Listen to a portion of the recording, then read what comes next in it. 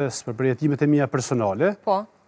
Edhe pas ti tani më lindi ideja me bo një libër tjetër, tjetëri mas ti, e kështu arrita deri te i 7. Deri te libri i 7. Po mirë, po ndalemi te ky i pari, se më bëjë shumë përshtypje pikërisht për të folur për luftën, për ato momente të cilat kush ka qenë, po themi, që ka qenë pjesë e luftës në një formë tjetër, apo ka përjetuar luftën, po besoj që është gjithmonë mirë të i diskutojmë në mënyrë që të mos e harrojmë. Ajo ka qenë e vështirë për gjithë secilin, po falsaj ne sot flasim lirshëm, jetojmë lirshëm, marrim frymë lirshëm.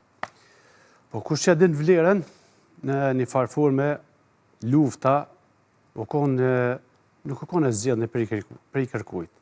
Ka qenë Lufta imponim. nuk është zgjedhje asnjëherë. Po, patjetër.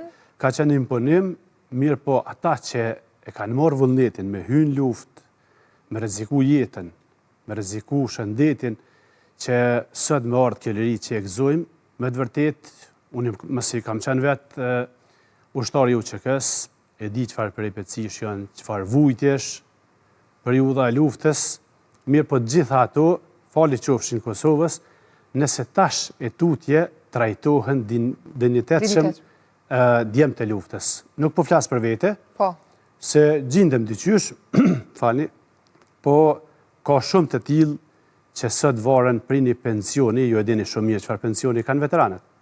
200 euro, me 200 euro i duhet me majtë familje, i duhet me pagu kontributat e përditshme, që është shumë e pamundën me ja dalë.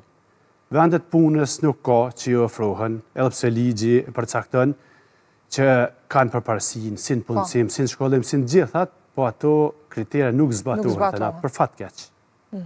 Shumë e keq.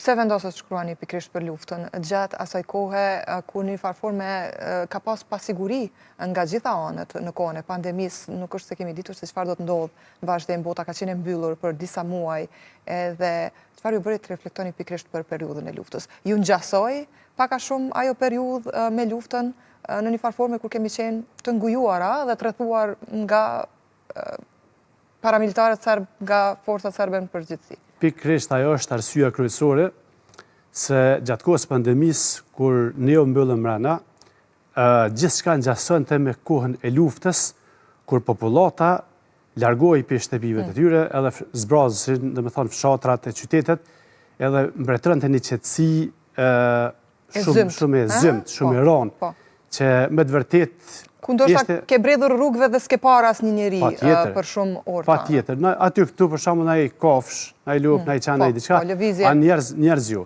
Edhe tash kur hyni koha pandemisë, filloi me ngjo asaj periudhe, asaj kohe. Përveç që nuk ishte djegje shtëpishe, shkatrime, këto kuptohet. Edhe gjithsesi ka zgjuar pikërisht atë traumë,